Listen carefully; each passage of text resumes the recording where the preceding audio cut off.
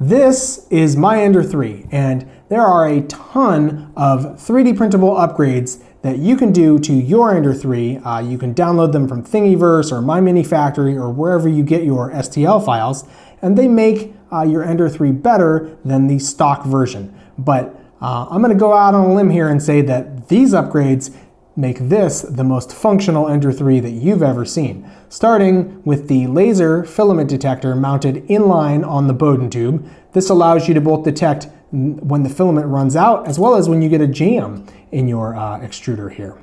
It has Noctua silent cooling fans. This giant one is cooling both the board as well as the power supply, and that's pumping in 4 times more air through that power supply than what came stock. So it is a very cool system there. And the board that is controlling the whole system is the Duet Board with a 32-bit processor, which has a wireless chip on it, and 2660 trinamic stepper motor drivers, which make the operation of this almost silent. No need to install hardware. These are stepper motor dampeners. Let me show you guys the wireless functionality real quick. We will just home all on this printer, and you can see I just did that with my cell phone. You can also connect to it wirelessly through your computer.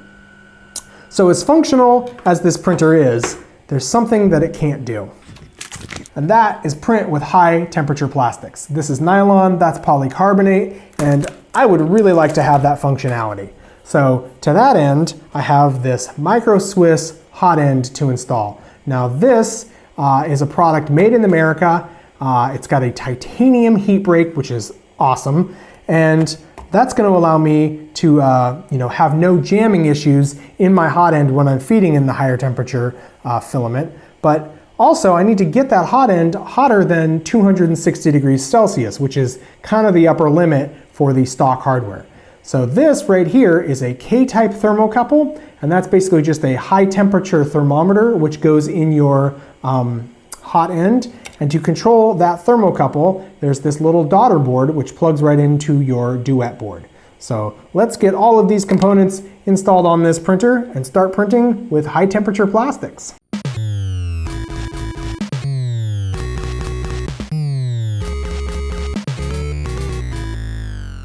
So a couple of upgrades I forgot to mention in the intro. There's my BL Touch sensor, genuine BL Touch. O is by genuine. You got to support original creators if you want to keep getting awesome new stuff, neat new stuff.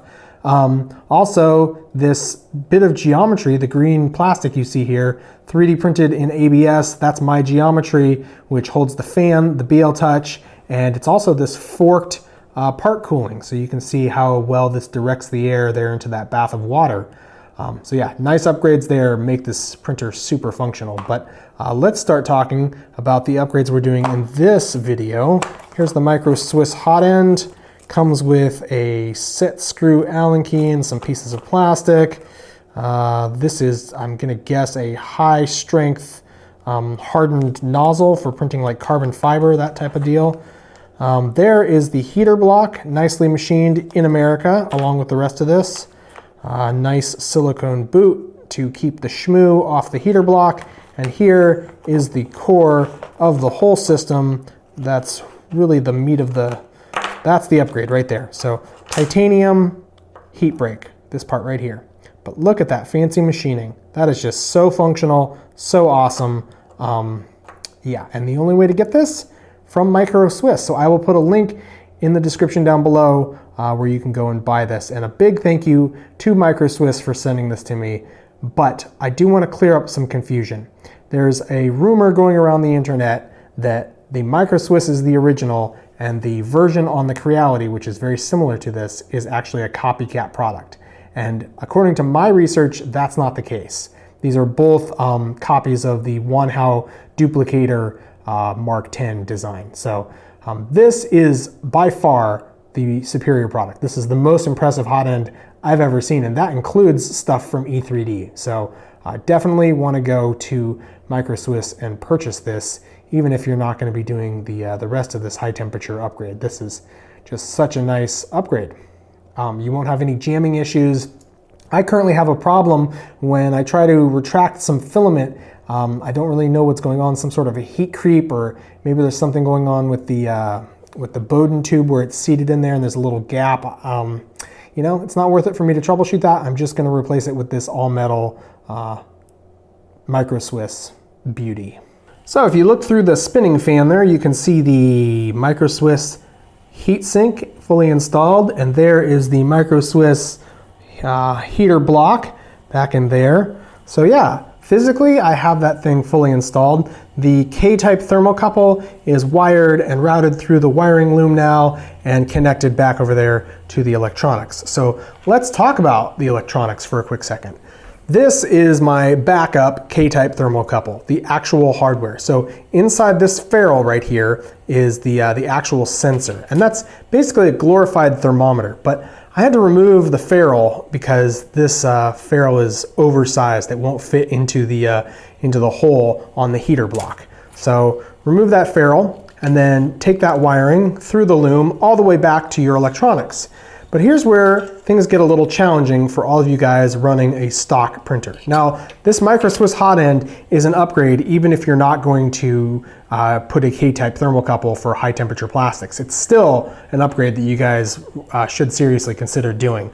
But if you have the stock hardware, you're gonna have a problem wiring it, because the K-type thermocouple, even though it has two wires, you can't wire it right here to the original point where the thermistor was wired. K-type thermocouples require a little Daughterboard, a little bit of extra sort of electronics that make it work, and that requires 5 wires, which on a normal Ramps 1.4 shield wouldn't be a problem. However, on this crappy bottom of the line control board, there are no extra pins. There are no I/O pins that you would normally find on an Arduino based control board, right? They've value engineered this thing to be the very minimum amount of anything that it can be and still get the printer working. There are only 6 pins, these 6 pins right here, that are unused, and these are ISP pins is what the schematic, the wiring pinout diagram that I found calls them. Basically, you plug those in and that's how you flash the bootloader, and that's why there is the ability to connect via USB and change the firmware was something that they had to do with those 6 pins, right? And you can, you know, get the little programmer extra board to plug in there, but that's all those pins do. They are not I/O pins. So there's nowhere on this board to plug a K-type thermocouple Daughterboard. You might be able to solder onto some of these legs on the chip, or there might be something fancy that a hacker can do. I mean, I'm sure anything's possible, but for the normal DIY hacker, this is just crap. Why would you upgrade this board? It's got the bottom of the line processor. It's got non-removable stepper motor drivers, which are bottom of the line. Like, you absolutely want to upgrade those. And it doesn't give you the option. And it's got no I/O pins for anything. So thermocouples, extra fans, I mean, anything. You can't do anything with this board. It's junk. Who are you guys that defend this crap? Anyway, you should upgrade. Here's a Duet. This is the best board you can get. Don't buy knockoffs. I'm not gonna get into reasons why, but it's immoral. You guys are gonna be like, oh, it's open source. It's supposed to be copied. No. You don't understand open source. This is open source because it has to be, because it's based on an Arduino Duet, but there is a ton of hard work that a private company put into getting this board as good as it is, and it is good. So when you buy a knockoff, you're just supporting thieves. So don't support thieves. Go buy the original. This is the best thing you can buy. So you have an amazing printer as far as the hardware goes, and then you'll have an amazing printer as far as the control board goes. It's 2 parts. There's the electronics and there's the hardware side. So get good electronics to go with your great hardware, which is what I've done. Inside there is a Duet board, and I've wired the K-type thermocouple to it. So let's take a look at that. What you're looking at here is the official Duet Daughterboard for running thermocouples. You can see the logo right there. And this will work for all types of thermocouples. There's an alphabet soup of different types, but we're gonna use a K-type because it is the most common. And if you get your thermocouple from eBay like I have, the red wire goes on the left, the green wire goes on the right, or the right terminal block. That is the terminal block for channel 150 in software, and the left terminal block is for channel 151. So that's pretty much how you wire it, and then you just plug this connector right here onto those 6 pins there on the Duet board. Let's see if I can do this on camera. Yep, looks good. So Bob's your uncle. Now we just have to go change one line on software, and we'll be printing with polycarbonate. Did I ever tell you guys how much I absolutely love RepRap firmware? So here I am in a private browser, just for the heck of it, and I just type in e3.local, and up pops the interface with my Ender 3.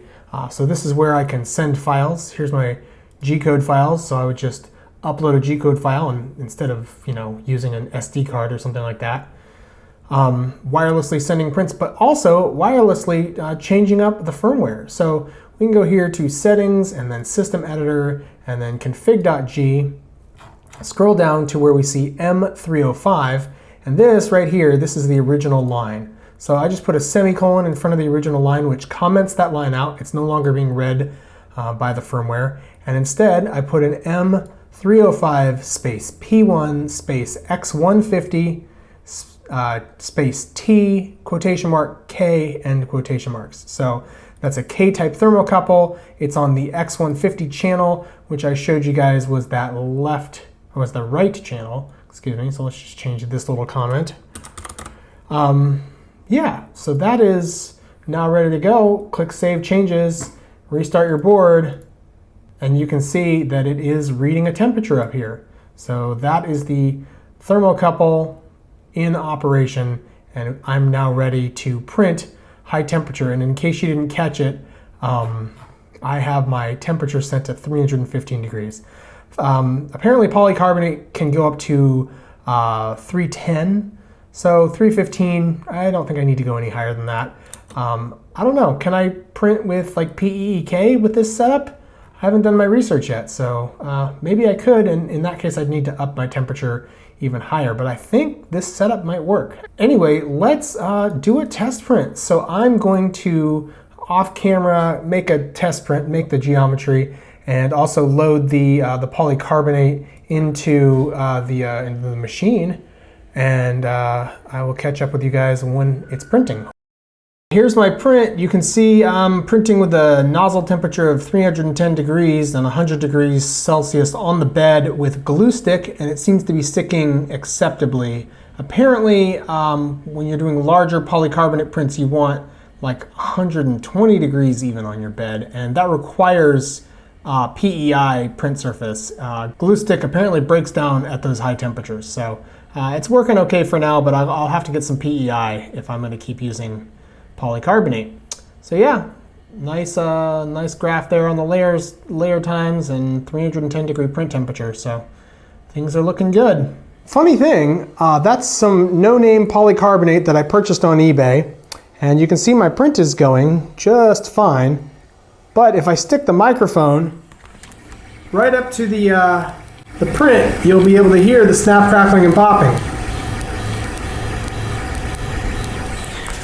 That is a very hygroscopic, water-loving filament. Soaks the moisture right out of the air, and it's funny that it's that waterlogged because I just pulled it out of the sealed, vacuum-sealed envelope or plastic that it came in with a desiccant pack, and it was still very much, vacuum sealed, but it's that much waterlogged. So they're not kidding when they say that this is that waterlogging or whatever moisture is a problem with this filament. And if you don't have a filament dryer, polycarbonate is probably not the filament for you.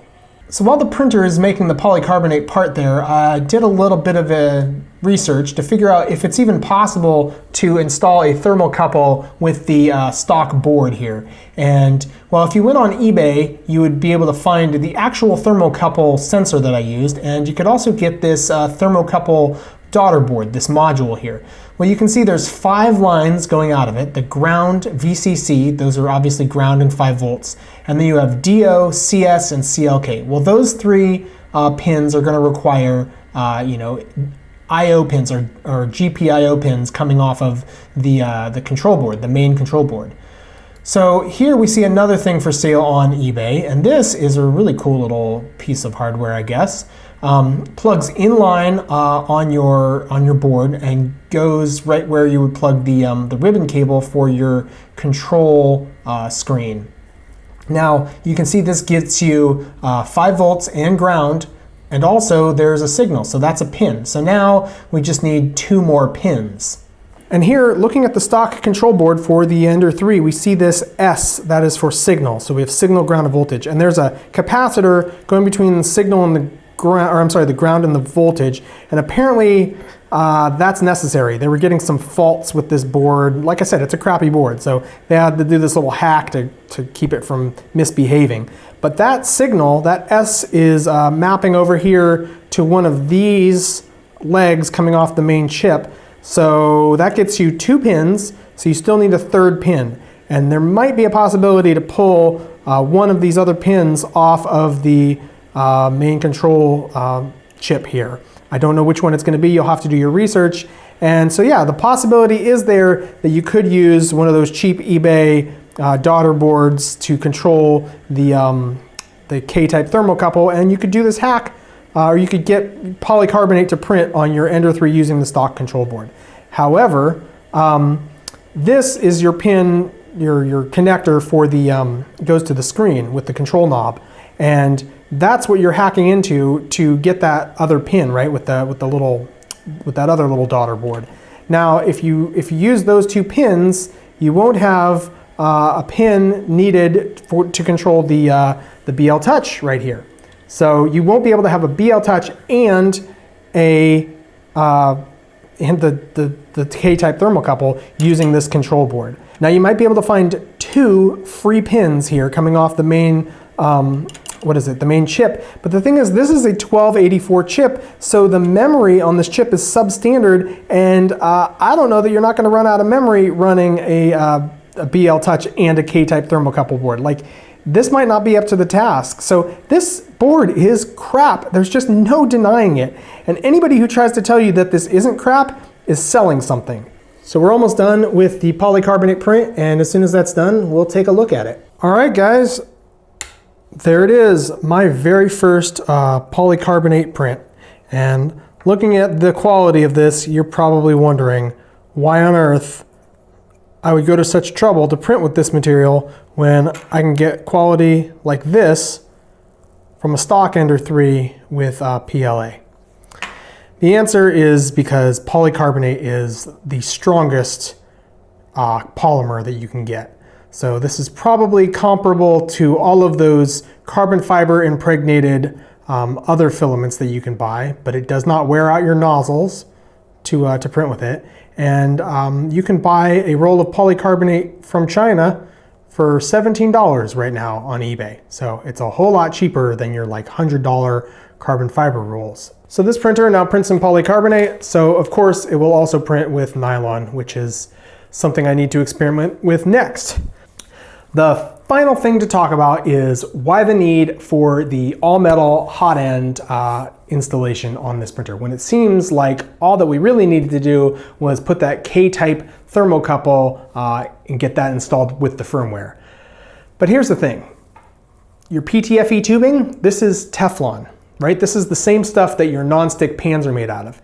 And at around 290 degrees C, this starts to off-gas all kinds of nasty, nasty chemicals. One of those chemicals is a nerve agent 10 times more damaging than mustard gas. Mustard gas being that stuff they used in trench warfare in, World War I. So you really don't want to get this stuff hot. It can damage your health. And so an all-metal Hotend is the way to go. And this Micro Swiss, this thing has a titanium heat break, and I have not seen titanium heat breaks on any other Hotends coming from anybody. So why does that matter? Here we have the original Hotend, and we can see there are 3 thermal bridges between the heater block and the heat sink there. That's the aluminum fins on the heat sink. So we have 2 screws. Those shouldn't be there. That's a bad design. And we also have this stainless steel throat, or that's where the filament has to pass through. So that you can't get rid of that. You can make it as small as you possibly can, but you're never going to get rid of it entirely. Now, stainless steel does a really good job of not conducting heat, but depending on the alloy that Micro Swiss used, and I'm not privy to that information, but it looks like it's about half as conductive of heat as the stainless steel. So very little heat getting transferred from the heater element, the hot block, into the heat sink, which is exactly what you want. So keeps it even farther away from your PTFE tube up here at the top. So the Micro Swiss is a fantastic product, and you absolutely need it if you're going to upgrade your printer to print with polycarbonate and nylon. So I'm really happy that I now have the functionality to print with this really high strength plastic.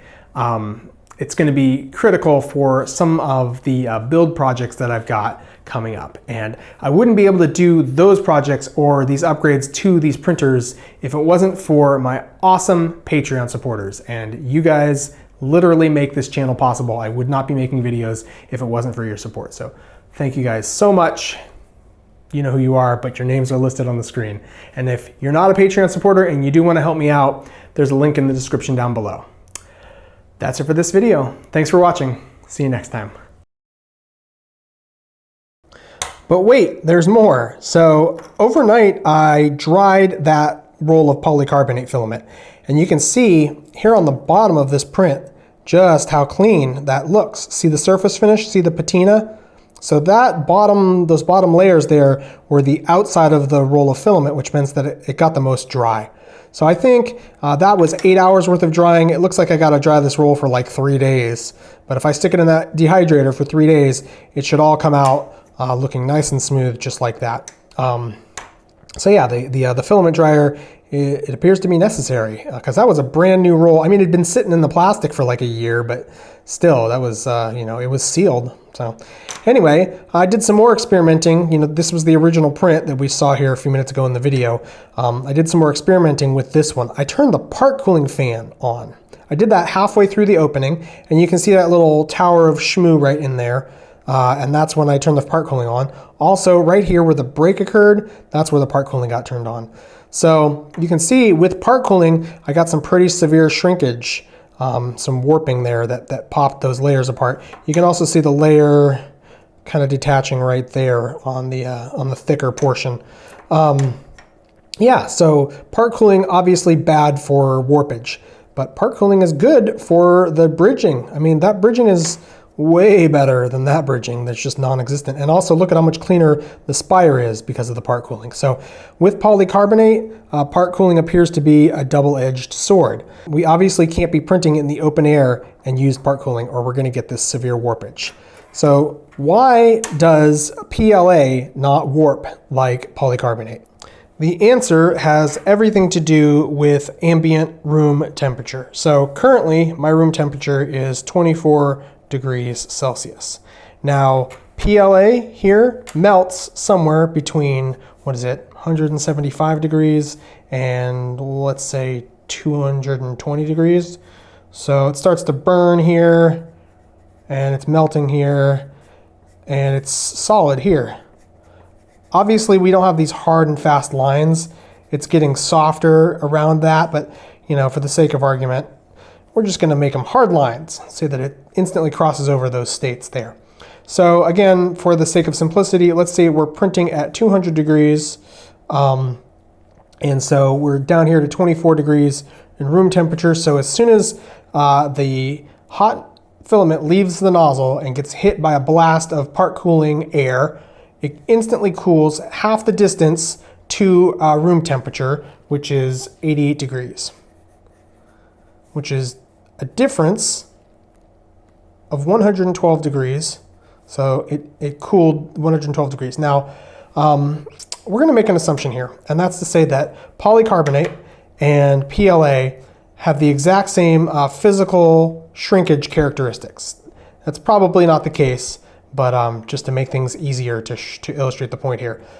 So with every degree of cooling, these shrink an equal amount. So again, for the sake of simplicity, we're just going to say that a degree also equals a unit of cooling, okay? So let's do the numbers now for polycarbonate. Polycarbonate melts, well, it starts to burn at like 330 degrees, I think. And it's melting at 260, I think, according to the numbers on the internet. And burning, and then solid. So if we are printing at 300 degrees, for the sake of simplicity, let's just say it's an even 300 degrees, similar to the 200, and our room temperature again, way down here at 24 degrees. So it's going to cool half the distance to 24 degrees, which means 138 degrees of cooling. I mean, it's going to drop to 138, and that is 162 degrees of cooling. So 162 degrees minus 112 degrees gets us a delta, a change of 50 degrees here. So a 50 degree change relative to 162 degrees, that's about a third again more cooling. And since a degree equals a unit of shrinkage, that's a third again, or 33% more shrinkage in polycarbonate just based on the temperatures. So how do we fix this? Because we obviously want to hit this with part cooling. The benefits are undeniable. And the answer to that is to change your ambient, to change your room temperature. So that means a heated chamber. Now heated chambers, I think the easy ones, it's pretty easy to achieve 70 degrees. But I'm aiming for 100 degrees on my heated chamber. I would like it to be 100 degrees. So let's do the math again for polycarbonate at a 100 degree temperature chamber. So 100 is now our new room temperature. We're still printing at 300, which means we're going to cool, once we hit it with a blast of part cooling air, we're going to cool it half the distance, which is 200 degrees, makes a delta of 100 degrees, and that 100 degrees is less than the 100 degrees which we are currently achieving with PLA. So I think polycarbonate printed inside of a heated chamber at 100 degrees will behave pretty much the same as printing PLA in the open air.